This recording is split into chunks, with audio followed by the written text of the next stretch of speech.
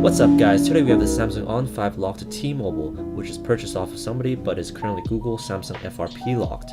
As you can see, when we factory reset it and we're trying to set up the phone, it's asking for the Google email exactly that was previously used by the previous owner. We are stuck since we don't have that information. Therefore, we're gonna need to use the remote unlocking services. Let's go. So you're gonna need your smartphone and your USB cable. Oh, also you're gonna need a Windows laptop or computer.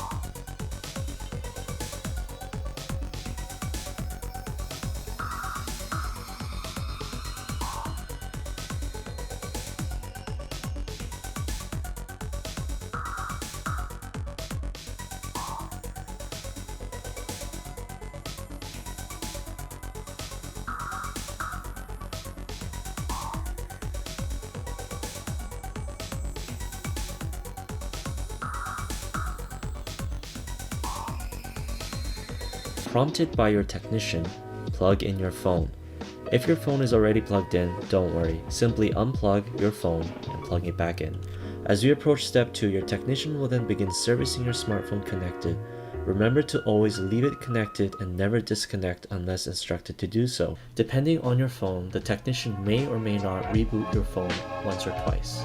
On the computer screen, you should see step 3 in green, which means that your technician is working to permanently factory unlock your smartphone. After your technician has finished in removing the Google Samsung FRP lock, they will reset your phone once more. Once rebooted, follow the phone's first time setup. Notice that it no longer shows a message that asks for you to input the previous Google email of the previous owner. That's because at this point, the service is completed and you are now free to use this phone with your own Google account. You can also further verify this by going to Settings and Accounts, and you will see that you can add your own account